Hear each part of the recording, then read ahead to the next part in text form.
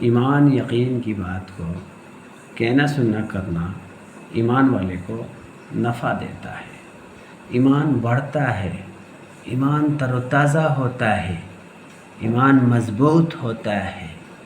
ہاں، ایمان کے اندر پختگی پیدا ہوتی ہے اور اللہ رب العالمین سے پورا کا پورا یقین، 100% یقین ہونے کا ہو جاتا ہے کہ بے شک کرنے دھرنے والی ذات اللہ رب العالمین کی ہے، کسی سے کچھ نہیں ہوتا، جو ہوتا ہے اللہ رب العالمین سے ہوتا ہے۔ جی ہاں، حدیث پاک کا خلاصہ ہے کہ حضرت عمر بن خطاب رضی اللہ تعالی عنہ سے روایت ہے کہ نبی کریم صلی اللہ علیہ وسلم نے ارشاد فرمایا کہ اے خطاب کے بیٹے، جاؤ لوگوں میں اعلان کر دو کہ جنت میں صرف ایمان والے ہی جائیں گے۔ جی ہاں، جنت میں صرف ایمان والے ہی جائیں گے۔ ہاں، اس لیے ہم اپنے ایمان کی فکر کریں۔ اس ایمان کے فکر کے اندر جتنا اپنے آپ کو ہم جھکائیں گے اللہ کے دین کے خاطر، جتنا اپنے آپ کو جھکا دیں گے اتنا ہی ہمارا ایمان تر و تازہ ہوگا اور اللہ رب العزت کا پاک محبوب دین ہمارے زندگی میں آئے گا اور دین زندگی میں باقی رہے گا۔ جی ہاں، کہا کہ آپ غور کرتے ہوں گے، آپ دیکھتے ہوں گے کہ جس پیڑ کے اندر پھل لگا ہوتا ہے وہ جھکا رہتا ہے کہ نہیں؟ جھکا رہتا ہے۔ آپ دیکھتے ہوں گے جس پیڑ کے اندر پھل لگا ہوتا ہے وہ جب جھکا رہتا ہے اس کی عزت، اس کا پاور کتنا بڑا ہوتا ہے کہ دور دور سے مرچینٹ یعنی ویپاری، خرید فروخت کرنے والے آتے ہیں اور پیڑ کو دیکھتے ہیں پہلے، ہے کہ نہیں؟ پھر جو ہے اس کے بارے میں ملاقات، اس کے جو پالنہار ہے، مطلب اس کو جو جس کا چیز ہے وہ اس سے ملنا جلنا ہوتا ہے یا نہیں ہوتا ہے؟ ہاں، تو جھکتے ہوئے کا جو ہے نا بہت بڑا مول ہے، جھکتا ہوا انمول ہوتا ہے۔ جی ہاں، اسی طریقے سے ہمیں بھی جھک جانا ہے۔ ہم اپنے آپ کو جتنا ایمان کے تر و تازہ میں کرنے میں جھکائیں گے اتنا ہی ہمیں نفع ہوگا، اتنا ہی ہمارا ایمان تر و تازہ ہوگا۔ جی ہاں، اتنا ہمارا ایمان تر و تازہ ہوگا، جیسا کہ صحابہ رضی اللہ تعالی عنہ اجمعین کا تھا۔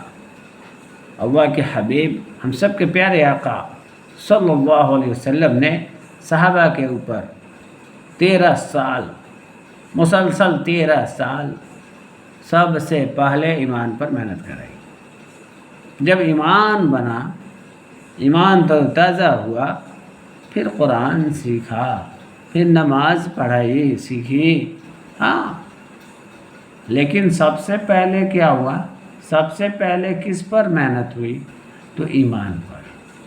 اس لیے میرے محترم بزرگوں، دوستوں اور میرے عزیز ساتھیوں، سب سے پہلے ہمیں بھی چاہیے کہ ہمیں بھی جو ہے اپنے ایمان کو بننے میں لگ جانا چاہیے، اپنے گریبان میں جھانکنا ہوگا۔ جی ہاں، تب جا کر کے ہمارا ایمان تر و تازہ ہوگا۔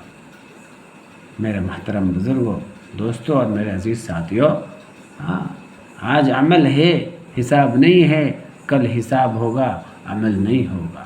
اس لیے ہم اپنے ایمان کی فکر کرنے میں لگ جائیں، اپنے گریبان میں جھانکیں تاکہ ایمان مضبوط ہو۔ ایمان کیا ہو؟ مضبوط ہو۔ جی ہاں، اللہ رب العزت کو تمام انبیاء علیہ الصلوۃ والسلام محبوب تھے، سب سے زیادہ محبوب ہم سب کے پیارے آقا صلی اللہ علیہ وسلم تھے، صحابہ رضی اللہ تعالیٰ عنہ اجمعین تھے، سارے کے سارے، سبھی کے سبھی جو ہے اللہ رب العزت کے محبوب تھے۔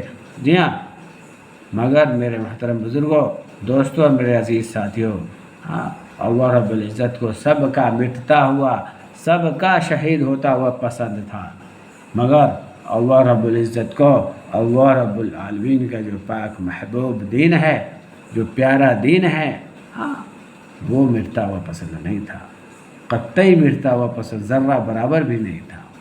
جی ہاں، تو پھر ہم کس کھیت کے مولی ہیں؟ ہاں ہم بھی جو ہے، ہاں بے شک اللہ رب العزت ایک بندے سے، اپنے ایک ایمان والے بندے سے 70 ماؤں سے زیادہ محبت کرتا ہے، یہ ہے واضح اور پکی بات ہے۔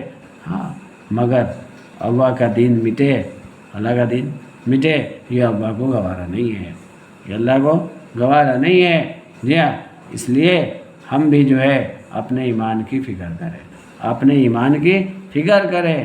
جب ہم فکر کریں گے تو ہمارے زندگی میں اللہ کا پاک محبوب دین آئے گا اور ایمان مضبوط ہوگا اور اللہ رب العزت سے ہونے کا یقین ہوگا، اللہ رب العزت کے حکموں پر کھڑا کرے گا اور جناب آقا تاجدار مدینہ محمد الرسول اللہ صلی اللہ علیہ وسلم کے نورانی پاکیزہ طریقے پر چلائے گا۔ اور اتنا ہی نہیں بلکہ دنیا سے رخصت بھی ہم ایمان پر ہوں گے، ایمان کے ساتھ ہوں گے۔